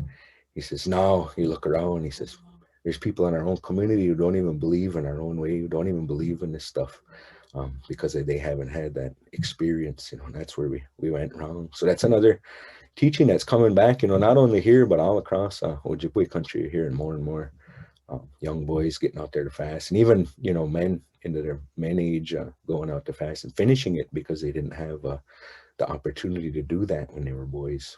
So it's never too late either. I know some of our elders that still go fast. One of the teachings that typically comes after that is the Oshkinataging, or the first kill feast. This picture of my boy Niju, he just got his first deer this fall, so it's a proud picture of him with his deer. And at the first kill feast is when the child is told that they're no longer to be with their mouth open waiting for a spoon, but they're actually to be the one to feed themselves now and to support others as a result. So there's a teaching we get when we get our first deer, and if you ever seen it, if you ever seen a first kill ceremony, what they'll do is they'll take a piece of that deer meat from the first deer shot, and they'll offer it in a spoon to the hunter, the new hunter that got that deer, and they'll do that 4 times. So every time that spoon comes towards the mouth, they reject the bite. The second bite comes, they reject it. Third bite, they reject it, and on the 4th bite, that's when they eat it. So they say that that first spoon that's coming at you, that represents your elders. So from this day forward, after becoming a new man, after becoming a hunter, when that spoon's coming for your mouth, you decline it. It's for your elders. You remember to feed your elders before you feed yourself. So when they come at you with that second spoon, and you decline it, because that's for all the little ones, all little kids. So from this day forward, as a hunter, you got to remember the kids before you feed yourself. That 3rd spoon comes at you, you decline it, because that one's for all the Memangiguzijig, we say those ones that are handicapped or paralyzed or can't get out there for themselves. You know, those ones who can't get out there and hunt themselves, you got to remember to take care of them and feed them too. Then on that 4th bite, when that 4th spoon comes at you, that's when you can eat it. So a kid who's told that, a kid who's explicitly given that, shown that, and explained to by folks older than him, that has lasting impact on a child. And can you imagine if every single boy in our community received that teaching? None of our elders' freezers would be empty. They'd have fish, they'd have deer meat, they'd have everything they need, if all of us were to follow that teaching. Now for Amik, Amik was the one who taught me about fasting, the main one who taught me about fasting. And he talked about that. If you kept your boys from hunting, if you kept your boys from being able to hunt until they finished this, it gave them the opportunity to experience what life's all about, to witness what life's all about. So he used to say, you can't take life before understanding how it works. So if you put a little boy out in the woods for 2 days, some even longer, 4 days, for mine was 4 days, 4 nights, but you do that, you observe things in your universe, you observe little leaves, little pine cones, bugs, birds, animals, whatever you name it. You'll observe the sound of the winds, the way the stars look at certain times, things that you'll never notice in this rush rat race of a life that we all live. But when you take the time to sit out in the woods for a couple of days, deprive yourself of food and water, you really start to understand how life works, the inner workings of it all. And then at that point, then you're allowed to take life from those animals who gave themselves to us to support ourselves. So pretty powerful experience, and if you think about back to the whole boarding school and the whole external forces of oppression, their whole goal was to take all of this away from us. And you look at how far they come, for some people on the call, this may be the first they've heard of some of these teachings, maybe the first they know of some of these teachings, and to realize that this stuff is still here, that there's still people who know this stuff and still people who do this stuff, that's even more remarkable than the amount of loss that we're dealing with. So last specific teaching I wanted to talk about was our wintertime stories, our Adazulkan. So stories is a real crude translation. I think a lot of our elders don't even like to refer to our Adazulkan as stories, but they're more teachings, oral tradition, spiritual histories, creation stories, if you will. And those teach us about all kinds of things, For one thing, they're often very, very comical. They're often just filled with humor and silliness. And if you know anything about Wenabujo, or if you ever heard any of our winter stories, he was quite the character. And he got himself into all kinds of hot water. And we have this tendency as Anishinaabe people in this modern age to beat ourselves up. You know, we make a mistake and holy man, we're rugged on ourselves, we're rugged on each other. We really bring each other down, bring ourselves down. But this Wenabuju guy, you know, he's like our cultural hero. He had done every single form of sinful behavior that you can imagine. So there's nothing, and our elders will say that there's nothing on this world that we can do that Wenabuju didn't already do. So you ever fall down in life, you ever make a mistake, you ever beating yourself up, you know, feeling sorry for yourself, you got to remember that. You got to remember Wenabuju. And when you know those stories, when you hear those stories and you're reminded of those stories, it's easy to do. It's easier to pick yourself up. It's easier to dust yourself off, get back on your path. Because a lot of times, there's a lot of things in life that knock us off our path, sometimes momentarily, sometimes for quite a long period of time. So really, really special part of our wintertime tradition. And not only are they, you know, stories about character, stories about how to be as a people, but they also tell us a lot about our history, a lot about our language, a lot about our relationship with all of creation. Is sort of explicitly stated in these Adazokan. And how we're related not only to each other as Anishinaabe people, but all of our four-legged relatives and our relatives that fly and the ones that live in the water. There was a day where we all got along and could talk with one another, communicate with one another. And when we tell these stories, these Adazokan, we're speaking of those days, those early days when this earth was a very new place. So I'm not really one on self-promotion or plugging my own events. You know, I don't even have a Facebook. I'm kind of out of the spotlight. But I want to let you all know about this event coming up January 27th. We're going to be telling these stories, my son and I. Money Dude, he's the 13-year-old. He's a 7th grader. So we'll be telling these stories on Zoom if that looks like anything you'd be interested in. Last I talked to Ivy, she's the one putting this on.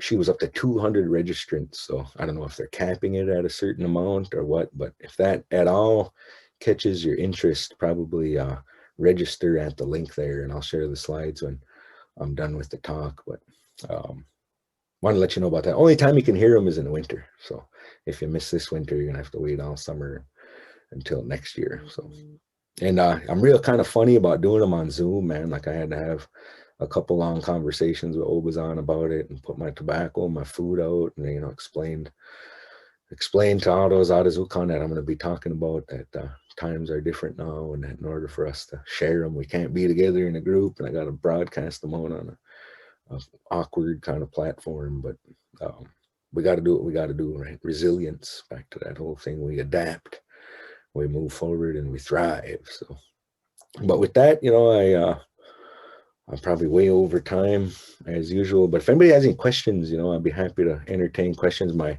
email's here.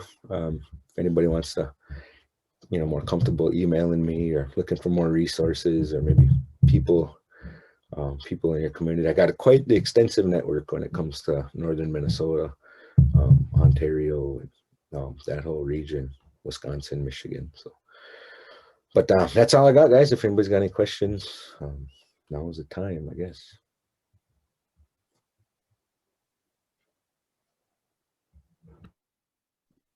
That was a lot of information. Thank you very much. And our biggest apologies for having to come, for asking for this teaching from you without tobacco. It surely is different times right now with where we're at geographically, for one, and then with this pandemic that we're in right now. So please feel free to ask questions. And coming from, I'm sorry, my ornery 13-year-old twins are not listening. I think it's, of course, it's all interesting times because our children are home schooling too. And yeah, so everyone is home. and so we're trying to adapt, and part of that resiliency with it too is, okay, focus, resiliency. Anyway, thank you for the teachings. I resonate with it and can connect with what you have said, as I mentioned before, in some of the stories that you were able to share previously when I first met you up in Minnesota, even coming from our Diné people here, and a lot of the same, very similar connections. And I think regardless of what tribe, what color, or what walk of life we're coming from, to some extent, we all have very much those similarities or connections that we can have to each other as five-fingered beings too, because that's how we're related too. So I really appreciate those teachings, and again with us too, our winter stories, we're knee deep in those right now, and how there are all lessons. And I'm looking forward to your series. How's everyone doing out there? We covered a lot of content. Please feel free to unmute yourselves or share your thoughts, or if you have any questions, just feel free to unmute yourselves, or if you're more comfortable within the chat box, please use that.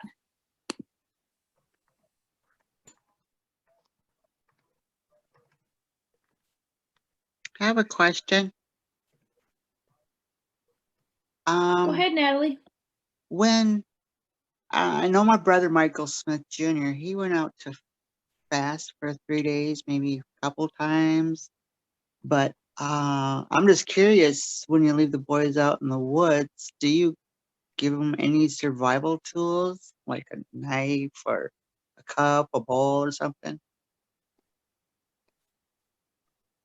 Yeah, so we made some accommodations for our boy, as most do these days. What we had is a platform, almost like a treehouse floor, just a platform, probably about 8 feet high, with a little ladder built onto the tree that he could get in and get up and down from. But then underneath that platform, we made a little wigwam, not a very big one, only about 3.5 feet tall, just big enough to crawl in, where you could get out of the weather, if there was a big storm or something. So we had a little wigwam underneath there. He spent most of the time in the tree stand. But some people will allow a fire, so some people will have a fire out there and have firewood for them. When my son did his, it was early May, and he didn't need a fire. It was pretty warm yet. But yeah, some people, and that's another thing too, is every community kind of has a little different twist on how to do things or where to do things. I know one guy I met up in Red Lake will talk about how they'll go have a ceremony, and they'll ask for how many days this individual is supposed to go, and if they're to have a fire or not. They'll kind of get those instructions from the money due. I left my boy with a big machete, like a brush cutter, brush axe kind of thing, just in case there was any wild animals trying to get him. He said he had one porcupine climb up the tree and look at him, but turned around and left. So yeah, it's scary, man. It is. It's really, really scary for a kid. Like I said, I did a 4-dayer, and I was scared, as a grown man, and it's a lot for our little boys. But when they come out of there, they really appreciate things and see things in a different light. And like the old man said, that spiritual relationship, that spiritual belief, and that faith is, you can't mess with it after that. It's solidified, and that individual will carry that for the rest of their life. So. But also, a lot of these young boys don't even have fathers or uncles to take them to fast. So what I'm saying is, does someone take a boy out, help the boy out in the woods? Because I know a lot of them are on drugs, and these will be, like you said, if all the boys went through this, they would be a changed person. Yep. And I think that's back to all of us as in what we do in all of our particular roles. I know we've helped local boys here fast, even a couple from the cities. I think one of my brothers brought up a couple boys from the cities that wanted to do their fast, and put them up, at there's a couple different reservations that have people you could seek out to help out in that way. But for like a young family or young people who doesn't have the father and the uncles around to help out, and there's got to be somebody close by or somebody in the community that you could seek out that you may not have access to them today, but if you were to do a little research and establish some relationships, I think there's people in every one of our communities who can help out. But like I said before, you know, we have to take that first step in our jobs, in what we do. We help some boys. You know, I had a couple boys here that I've helped out in the same way, because I'm in the same boat. I was raised by my mom and didn't know my dad, and grew up here. My uncles died early, you know, when I was a little boy, so I couldn't finish my fast till I came of age, and then it was some other people who helped me. So cool. I think in the thought of home visiting, and one of the things that we always think about within Family Spirit, and one of our teachings within the program, we're in the curriculum, is as helpers, as service providers, whatever, as people in general, going back down to the basics of who we are, we can't do this alone. And I think one of the most important things that has helped me, because I'm a single mom with 3 boys too, and we're getting ready to go through this transition for my boys, I've heavily relied on something that we refer to as KEH. And I mentioned already the 5-finger beans. That's our first relationship with each other, even though we're coming from different places. But earlier on in my introduction, I said where I was from, my clan. That represents the women, the mother, my mom's mom, my mom, her moms, and all those before me. And throughout my travels throughout the United States, I've always found there's Navajos everywhere, for one. And when we exchange that clan relationship, there's always some type of relationship there. And through that, and being how far I've come in my life, I've met people just off the street. And well, I don't have my father, he passed a number of years ago, but I've been very fortunate enough to have clan fathers who have taken me in. And so that's another thing, looking back at our curriculum and as individuals, is looking at that clan relationship. And sometimes even beyond that, sometimes we have friends who become family too. So keeping that in mind, and knowing that you're not alone too, because this is here. We've been together for a while now, and here, this is our family too. I mean, we can look at each other as a resource and for support too. Yeah. Dr. Sullivan, so our home visitors are educators, and so you can relate. You're an educator as well. And so as they're working with young families, some of them who we feel like, you know, they've gone off the path a little bit, right? And or they maybe never knew about their teachings. What are some words of advice you have for us as we're working with our young families to help begin them to want to reconnect with their culture? And probably all of you have ideas, but I would love to hear, as a, you know, as from an educator standpoint, what are some practices, and how can we help pique that interest for our families? Yeah, I think preaching only goes so far. Like we can preach to people till we're blue in the face, and especially our young ones aren't even trying to hear us unless we're on TikTok or whatever platform's the latest craze. But I think most importantly, before there's anything that we can say, is really what we do ourselves. You know, we got to lead by example. It'd be easy for me to preach to all you guys about what to do if I wasn't doing it myself.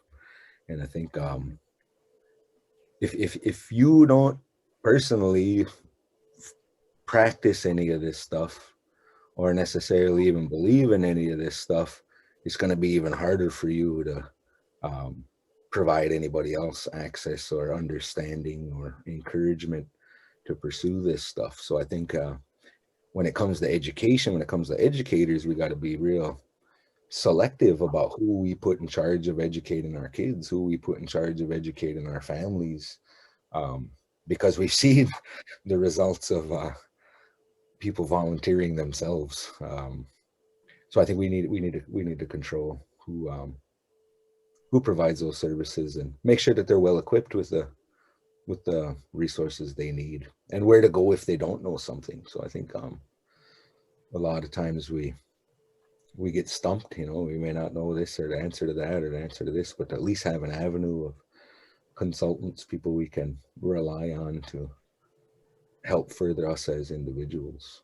But I think if there was anything I could say, you know, is we were given a beautiful, beautiful life, and we were put in a beautiful, beautiful place, and we weren't put here to suffer. And sometimes, you know, you gotta take a few steps down the wrong path before you realize you lost. And, you know, like my mom used to tell me, you gotta fall on your face enough times before you realize which way is up.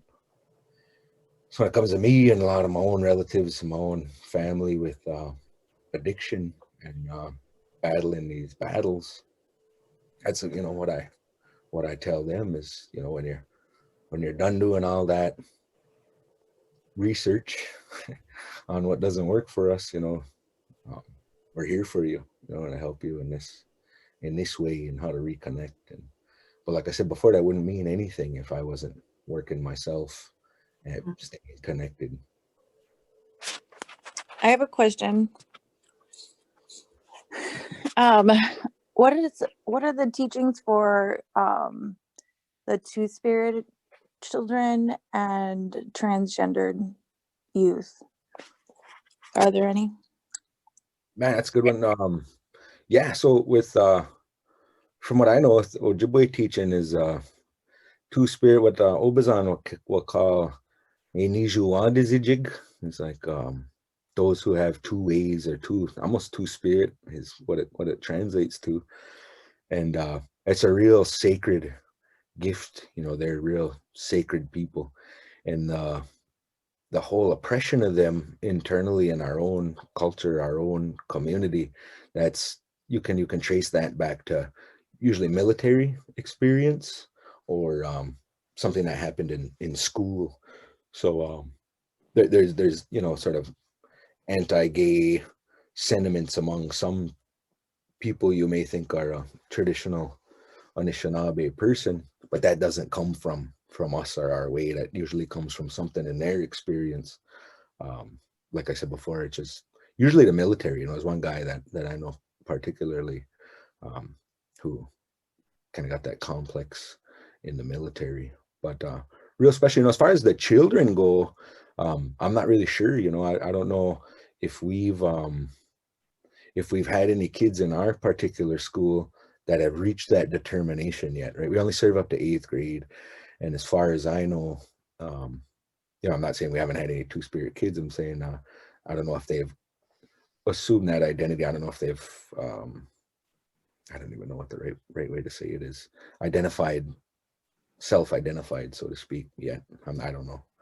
But I don't know about like traditional teachers for kids, if there was, you know, special things they were to do or what. I don't know. I'd have to defer to my elders for that, put that on my to ask them, to pester them about checklist.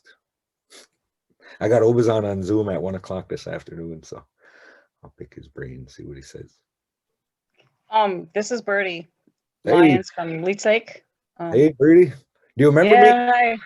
Yes, I do, and I'm really happy to see that you're out here actually doing your stuff that you're supposed to be doing. You I'm fed glad us to at see the house you. a couple times there in the powwow, as it awesome. Yeah, yeah. I'm glad to have hosted you guys too for some of your contests. But anyway, about the teachings on Two-Spirit, the way I was taught was you allow the child to be who the child is going to be, and you don't treat them any different than any other child. Like if the child is male and going to be female, then they learn those things. If the child is going to be is female, going to be a male, they learn those things. But there's some that walk on that line where they're both, you know, can jump on either side. Then you teach them both things. You kind of sort of watch what they're doing. For instance, myself, I never got to learn a lot of the lady stuff because they thought I was a boy. I was out really strong and doing all the things boys do. And so I got to do that. But also when it was my turn, when my time came for puberty, I did get the lady, you know, I did get that totally different way of doing things. I got put in a I don't know what you'd want, like a wigwam, but it was made of cedar, you know, back in the day. And I don't see that happening anymore, but it, you know, like I was thinking, you know, that you still treat those children the same as you would any other child, but you start watching them and see what side they're going to be on. Maybe they're going to be on both paths. I can work on cars, I can hunt, I can do all those things that most young women don't get a chance to do and learn, because they sent me with the men later. I had to be around those guys to learn what I learned. But the difference in reservations, the difference in ages, the difference in teachings are really vastly different nowadays, that we forget our belief systems are just a little bit different. The things that I was taught by my great grandmother, who would be 133 years old now if she was still alive, about birthing and about babies coming and things, is so different compared to what I hear now. Back in the day, they told us to be very careful when we're having sex, because that's an opening from our forever home to here. And there are spirits watching for those openings. And they don't pick who you are. They just see that opening and they know they have to get here with their messages and their teachings. And so they use those openings to get here. That's why they told us we have to be very careful. And we don't know who's coming through that opening. It could be a great leader, or it could be somebody who's really, you know, gonna give us something that is gonna help the world. So we have to be very careful, and our wombs had to be totally clean. So we never got to get pregnant we had to stay clean for a whole year before we got pregnant. You know, no drinking, no smoking, no none of that, so that the babies would have a beautiful home to live in before they get to this, because they roam back and forth, and before they get to this physical place. And we're to be talking about beautiful things, and not letting the mother have feelings of depression or anything like that, giving her the kinds of foods she was wishing for, so that the baby, you know, because that's the baby wishing for all of these things, and we needed to treat her very well. So I was thinking about that one time when my mother told me, she said, why would any spirit want to come here in a womb that was full of drugs and alcohol if they had that choice to pick? But she said, so always remember, Grandma said, we don't have that choice. We need to get here with our gifts. So that's a whole different kind of teaching than what I hear nowadays about being picked. So within our program, I try to teach some of the stuff that I learned to the staff, and I make sure that I tell them that this is my teaching. Doesn't mean that it's right, doesn't mean that it's wrong. Go out there and ask more questions, because somebody else might have a different teaching. Listen to everybody's, but always try really hard to remember some of these teachings, so that when you're out in the community doing things, you can help them learn some stuff too, or a way for them to get to somebody that can teach them something. You know your referral system, know who to ask, you know, and so on. And I think our program in Leech Lake at the Family Spirit Program is pretty unique, that we have two cultural advisors.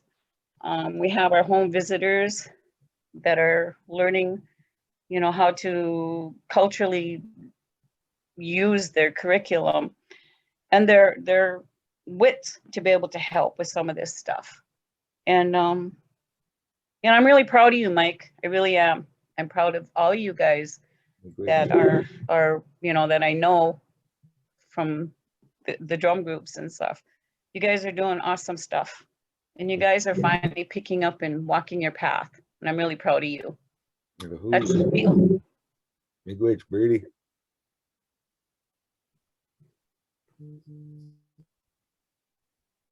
I'm done. Thank you, Birdie. We always appreciate your words and sharing, being able to be a part of your sharing with us. So thank you very much. That made me think of just how a lot of our information is really, even, I know I keep bringing this back to Family Spirit, but to make it relevant to what we're also working with, in addition to honoring where we're coming from, is we always like to say that for example, a lot of our information within the curriculum is in line with the American Academy of Pediatrics, right? But we also know co-sleeping is big. This is one I always refer to because it's one of the easiest to have a relationship with.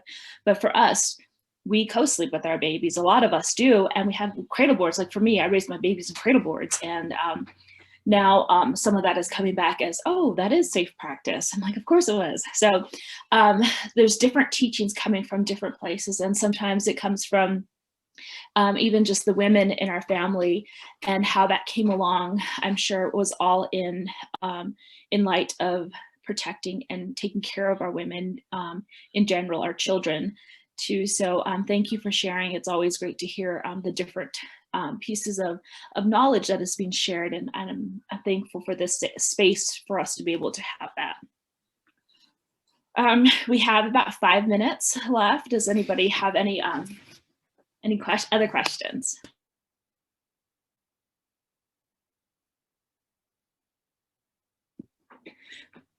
So I have one, if nobody's going to pop up. My question, Dr. Sullivan, is we with Family Spirit, with Minnesota Department of Health, are always approached with the question of, I'm not from this community. I don't know the culture. I am non-native. How is the best way I can support my families when they are of Native communities, or of because our curriculum really tries to have that inclusion for the cultural teachings, right? And that's one question that we are always posed with. And another one is, how do we support families who are not connected to this? I know it's very loaded, but I'd like to hear your perspective on that too. Yeah, so on the first part of the question with people who may not be Native or very connected to the community they serve, I think there's a very sort of fine line. You got to be real careful about how you attempt to gain access. I think if you can find an ally, somebody who may have more access into cultural knowledge in the community, to sort of utilize that person to help you, guide you, and coach you. I think every community has a little different set of procedures almost on how things are done. And you know, like as Birdie said, all of our teachings they're all true, they're all good. You know, all of our elders, they teach us. We can only teach what we were taught ourselves. We can't make stuff up or change it for our own sake or our own convenience, but we can only teach what we know, what was taught to us. So, and we don't try to discredit one another or anything like that. So I think with somebody non-Indian working in this line of work in these communities should take that initiative to start working on establishing access without being too, what you might consider blunt or too eager, because that can be a real instant turnoff for a lot of our, not only our elders, but community members in general. So you kind of got to navigate that space really carefully, and be respectful and listen, listen to what people are telling you, because a lot of times when we visit with our elders, they don't want to hear about you. They don't want to hear about what you have. They're waiting for somebody to ask them what they know, and waiting to share what they know. So a lot of times people will start right off on the wrong foot and talk about who they are and where they come from and their degrees and this and that, and you're wasting valuable time with precious people. So a lot of times I like to ask questions when I meet people new. I like to ask questions and hear what they have to say and kind of try to leave my big old face out of it, but you got to carry yourself in a way that's acceptable in that particular community, and you got to be mindful and respectful of whatever the do's and don'ts are. And you got to realize, man, there's 400 plus years of baggage in a lot of our communities, so you may be up against some distance and some roadblocks. But if your heart is in the work, if you're truly invested in the work that you do and love the work that you do, you're gonna navigate that, and you're gonna make your way through that space, and you're gonna be an asset. You're gonna be an asset to the communities you serve. But once again, you gotta be careful about how you go about that.